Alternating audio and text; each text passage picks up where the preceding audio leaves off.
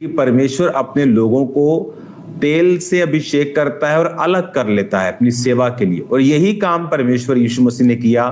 उसने महायाजक खुद बन के आपको याजक बनाया। जिस तरह याजकों को अभिषेक करके, महायाजकों को अभिषेक करके अलग कर लिया जाता था, फिर वो लोगों में नहीं जा पाते थे, लोगों की मर्ग पे, उनके मौत पे, उनके चीजों में नहीं जाकर अपने आप को अशुद्ध करते थे, उनको मनाही थी।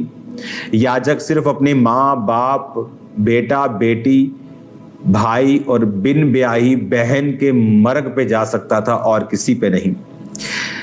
महायाजक बिल्कुल नहीं जा सकता था। तो इसमें यह समझ आता है कि जब परमेश्वर आपको अलग करता है सेवा के लिए, वो ये चाहता है कि आपके काम अलग हों, आप दुनिया से अलग हो, दुनिया में रहें लेकिन दुनिया के जैसे काम ना करें। क्योंकि याजकों को वो बेस्ट देना चाहता है, बेस्ट देता है, लेकिन याजकों से डिमांड्स आम लोगों से ज्यादा करता है।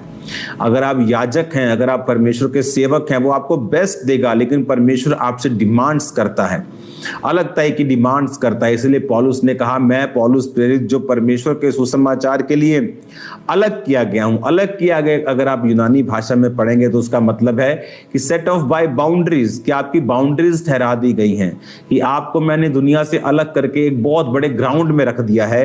अब आप उस ग्राउंड में जहां चाहे घूम सकते, खा पी सकते, लेकिन उस ग्राउंड से बाहर नहीं जा सकते।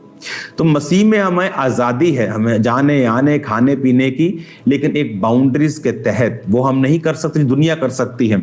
और इसीलिए जब हम वो करते हैं जो दुनिया करती है, तो हम बरकत नहीं पाते।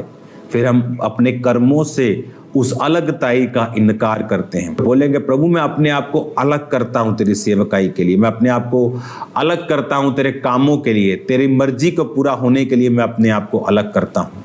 आप दुनिया में रह के, दुनिया की बातों को सुन के, उनके जैसा सब कुछ फॉलो करके आप परमेश्वर की मर्जी को पूरा नहीं कर पाएंगे। आपको अलग होना होगा, आपको समझ रखनी होगी परमेश्वर की आत्मा की, परमेश्वर की चीजों की, जिससे परमेश्वर आपकी लाइफ में अपनी मर्जी को पूरा कर सके। हालेलुया। अपने आप को अलग करें, अपने परिवार को अलग करें, अपने फाइनेंस को अलग करें। जो चीज यूसुफ के अधिकार में नहीं थी, वो थी पोतीफर की पत्नी। और किस पे अटैक हुआ? पोतीफर की पत्नी के ऊपर। आप चर्च जाते, लेकिन आपके फाइनेंस से परमेश्वर को कोई फायदा नहीं हुआ, वो परमेश्वर के सेवा के नीचे नहीं है। उससे कभी परमेश्वर के काम नहीं हुए, कभी टाइथ नहीं निकाला अपनी जॉब से। इसका मतलब वो डेडिकेटेड नहीं है खुदा की सेवा के लिए। तो शैतान किस पे अटैक करेगा? जो खुदा की सेवकाई के लिए डेडिकेटेड नहीं है। बाइबल कहती है, अय्यूब के घराने पर शैतान अटैक करना चाहता था, लेकिन बोलता था, प्रभु मैं कर नहीं पाता क्योंकि तूने उसके आसपास बाड़ा बंधा है। कौन था अय्यूब? एक याजक की तरह वो काम करता था, अपने बच्चों के लिए बलिदानों को देता था, अनाथों, विधवाओं, परदेशियों का सहायक और उनका पालन करता था वो। इसीलिए परमेश्वर ने उसको बरकत दी थी। पूर्वी देशों में सबसे बड़ा था, सबसे ज्यादा पैसा उसी के पास था। अब सबसे ज्यादा पैसा तो बिजनेसमैन के पास होना चाहिए, लेकिन एक धर्मी और एक आत्मिक व्यक्ति के पास था। कारण, क्योंकि परमेश्वर ने उसके सारे कामों पर उसे आशीष दी थी। उसका बिजनेस खुदा की ग्लोरी के लिए था। आज किन जॉब्स पे अटैक होते हैं? कौन से बिजनेस पर अटैक होते हैं? जो खुदा के लिए डेडिकेट नहीं है, जो कभी टाइथ नहीं निकाला, कभी काम नहीं किया। इसका मतलब वो डेडिकेटेड नहीं। कभी भी शैतान उन पे अटैक करता है।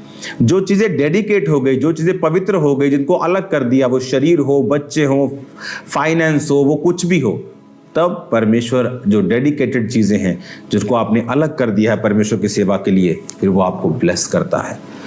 आज से कहेंगे, खुदावंद मैं अपने आप को अलग करता हूँ, अपने बच्चों को अलग करता हूँ, अपने बिजनेस को, अपनी जॉब को, कैरियर को, अपनी सेवकाई को, सब चीजों को डेडिकेट करता हूँ तेरे कामों के लिए, तेरी मर्जी को पूरा होने के लिए। मेरा विश्वास है आप सेम नहीं होंगे। मेरा विश्वास है जो चीजें खुदा के लिए अलग कर दी जाएंगी, शैतान का उन पे कोई अधिकार नहीं होगा।